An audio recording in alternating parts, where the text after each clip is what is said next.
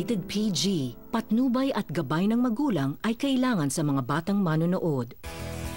Ang programang ito ay hatid sa inyo ng Surfmatic, specially designed for your washing machine. At ng Sunsilk.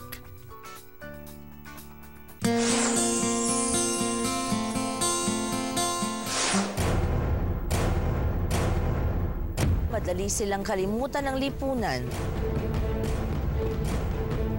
dahil sa kanilang pagkakasala.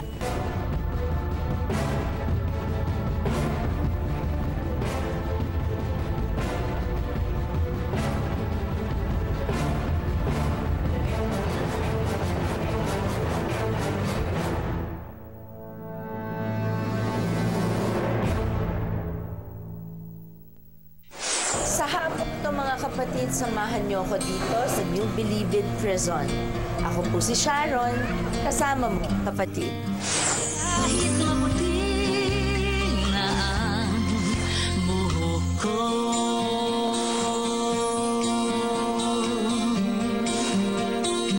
la la la la la, la la, la la, la la la la la. Bago ako makapasok sa loob ng maximum security compound, dumaan ako sa isang mahigpit na proseso. Ano kayang meron sa loob ng maximum security compound? Thank you. May frisking. May ganon. Hello. Hello, thank you. Ayan. I have to tag it here. There you go. Tsaka Michael Jackson. Yeah. May iba't ibang uri daw ng dalaw sa bilibid. Ang isa, dalaw sa mahal sa buhay. Ang isa naman, dalaw para siguraduhin nasa piitan pa rin ang nasakdal. At ang aking dalaw, ang makita para sa aking sarili at ipagdiwang ang magandang pagbabago sa mga taong minsang nagkasala. Silang nasa likod ng rehas. Kadalasang natatakot ang mga taong bumibisita sa bilibid, lalo na yung mga first-timers. Tulad sa mga pelikulang napapanood natin, inaasahan ng karamihan na puro kaguluhan at karahasan ang nangyayari sa loob. At syempre, higit sa lahat, naiisip natin ang mga krimen na kanilang nagawa. Tulad din ng unang impresyon ng karamihan, ang dating pananaw ng ngayoy, ama ng New Bilibid Prison, si Director Gaudencio Pangilinan. Well, the usual impression ng public na ito mga masasamang tao, kailangan magdusa. But all that changed when I knew I was going to assume. Bucor is, I knew it will be different. Alam ko, iba yung trabaho, ibang mundo ito. Hindi ito katulad sa military na pag nag-utos ka, susunod lahat. Ito ibang mission namin dito. Kasamahan natin dito, paglabas nila, matino na sila. Hindi na sila likely to commit a crime. They feel more human ngayon. Mas nararamdaman nila na sila ay tinatratong tao. Kung mga physical na pagbabago, ano lang yan, kaunti lang yan. Ika nga, hindi yun ang aking mission dito. Yung mga physical changes dito, kasama lang yun sa gusto namin iayos. Iba dito nakatapos ng college, iba nakatapos ng high school dito. Ngayon yun ang aming target ngayon. At least makatapos siya ng high school bago siya lumabas dito kung siya hindi elementary graduate. Meron tayong roadmap na sinusundan.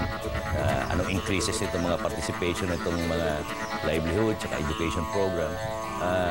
In the end, kasama na yun sa buong operation talaga ng Bucor. Saka ang society, nakikita kung paano tratuhin yung mga preso, paano mo tratuhin din yung mga mamamayan na hindi preso. Isang karumal-dumal na krimen ang yumanig sa Cebu. Dalawang magkapatid, Jacqueline at Mary Joy Chong, kinidnap. Nakasuhan ko ng kidnapping doon sa Cebu.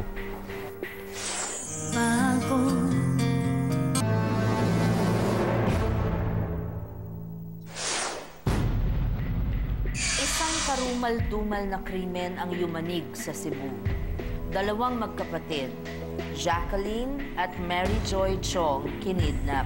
natagpuang patay si Mary Joy. Pinagpasa-pasahang gahasain bago ihulog sa bangin. Samantala, hanggang sa kasalukuyan, hindi pa rin natatagpuan si Jacqueline. 7 kalalakihan ang nahatulang guilty ng Cebu Regional Trial Court. Double life sentence ang naging hatol sa mga nasakdal, kabilang si Rowen.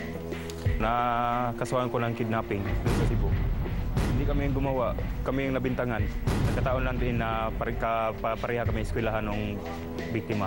Kaso na yun, masagot bakit sa lahat kaming pinili na particular kami ang pagbintangan ng kaso na yun. Pinagtibay ng Supreme Court ang kasong kidnapping and serious illegal detention with homicide and rape sa 7 akusado. Paano nga bang maghintay sa kamatayan? Mga kapatid, nandito po tayo ngayon sa Art Gallery ng Maximum Security. Sa pagpinta po, natatakasan ng mga inmates ang kanilang kalungkutan at